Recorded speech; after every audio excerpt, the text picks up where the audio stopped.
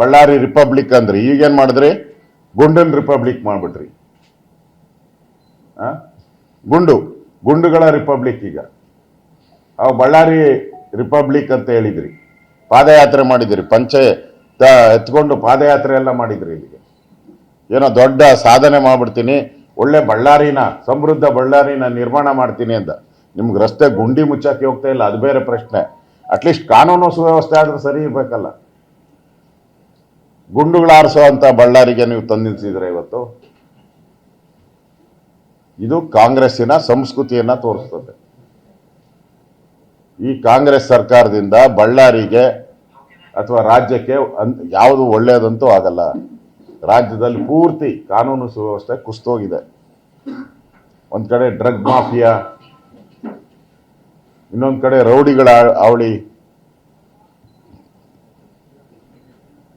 ಇವೆಲ್ಲದರ ಮಧ್ಯೆ ಇವತ್ತು ಹೊಸದಾಗಿ ಸೇರ್ಪಡೆ ಒಬ್ಬ MLA ಮನೆ ಮೇಲೇನೆ ನುಗ್ಗಿ ಗನ್ಗಳು, ಪ್ರೈವೇಟ್ ಗನ್ಮ್ಯಾನ್ ಕರ್ಕೊಂಬಂದು ಬುಲೆಟ್ ಆರಿಸಿರುವಂಥದ್ದು ಇತಿಹಾಸನೇ ಇಲ್ಲ ಕರ್ನಾಟಕದ ಇತಿಹಾಸದಲ್ಲಿ. ನಾನಂತೂ ನೋಡಿಲ್ಲ. First time in the history of Karnataka private ಗನ್ಮ್ಯಾನ್ಗಳನ್ನ ಕರ್ಕೊಂಬಂದು ಇಲ್ಲಿ ಬುಲೆಟ್ ಆರಿಸಿರುವಂಥದ್ದು ಫಸ್ಟ್ ಟೈಮ್.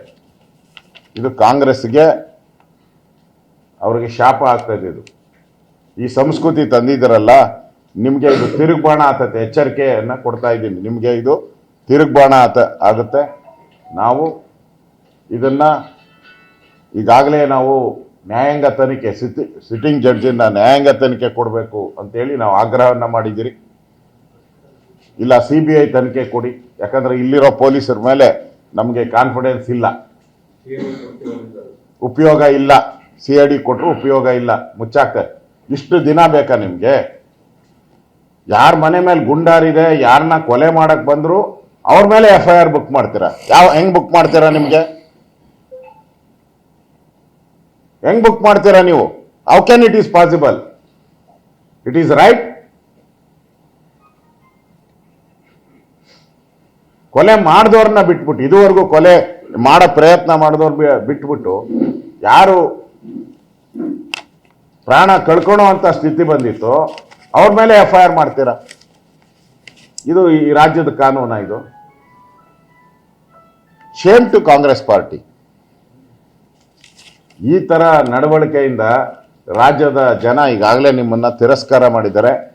ಬಹಳ ಬೇಗ ನಿಮ್ಮನ್ನ ಕಸದ ಬುಟ್ಟಿಗೆ ಎಸೆಯುವಂತ ಕಾಲ ಹತ್ರ ಬರ್ತಾ ಇದೆ. ಕಸದ ಬುಟ್ಟಿಗೆ ಎಸಿತಾರೆ ನಿಮ್ಮನ್ನು, ಆ ಕಾಲ ಹತ್ರ ಬಂದ್ಬಿಟ್ಟಿದೆ.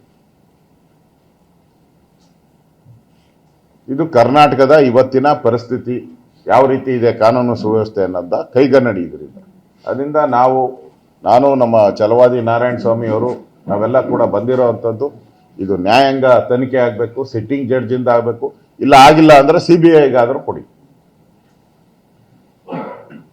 CBI ಕೊಡಿ. ಈ ಕಾಂಗ್ರೆಸ್ ಅವ್ರು ಬಂದಿದ್ದಾರೆ, ಸತ್ಯ ಶೋಧನೆ.